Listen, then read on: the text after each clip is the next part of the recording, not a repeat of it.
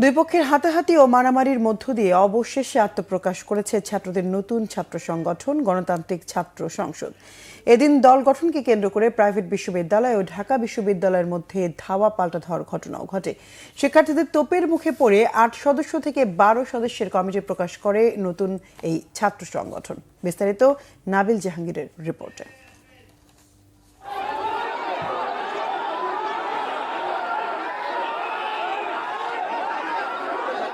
ঢাকা বিশ্ববিদ্যালয়ের মধুর ক্যান্টিনে ছাত্রদের নতুন সংগঠনের ঘোষণা নিয়ে দুই পক্ষের মাঝে উত্তেজনা। বিক্ষোভকারীদের দাবি, আন্দোলনে ব্যাপক ভূমিকা থাকলেও নতুন এই ছাত্র সংগঠনের কমিটিতে বৈষম্যের শিকার হয়েছেন প্রাইভেট বিশ্ববিদ্যালয়ের শিক্ষার্থীরা।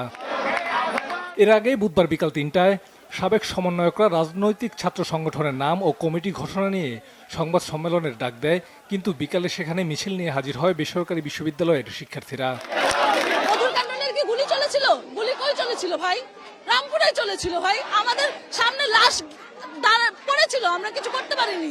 তাহলে আমাদের রামপুরে না কেন, কেন উত্তরায় না? আর কমিটি ঘোষণা করতে হলে নিউট্রাল পয়েন্টে ঘোষণা করেন, কেন মধুর ক্যান্টিন?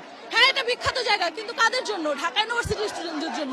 তাহলে তো এখানেই সিন্ডিকেটটা হয়ে গেল যে তারা ঢাকা ইউনিভার্সিটিকে রিপ্রেজেন্ট করে। এই যে মধুর ক্যান্টিনের সামনে তারা এখন ছাত্র কমিটি ঘোষণা করতে চাচ্ছে, কেন?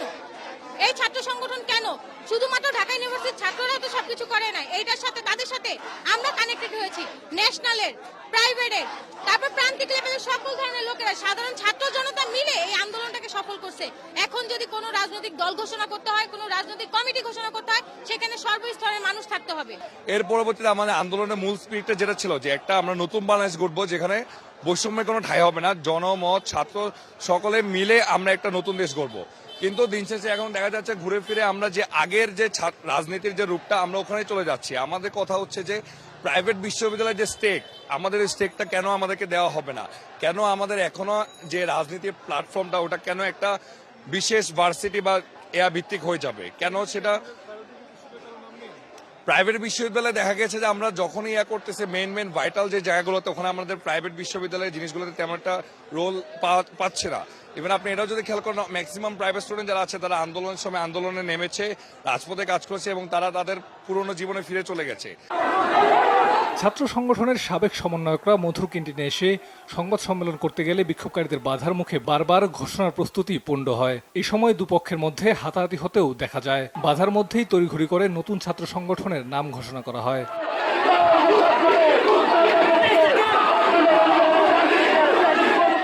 নতুন ছাত্র সংগঠনের নাম দেওয়া হয়েছে গণতান্ত্রিক ছাত্র সংসদ। কেন্দ্রীয় আহ্বায়ক আবু বাকের মজুমদার আর ঢাকা বিশ্ববিদ্যালয়ের আহ্বায়ক আব্দুল কাদের।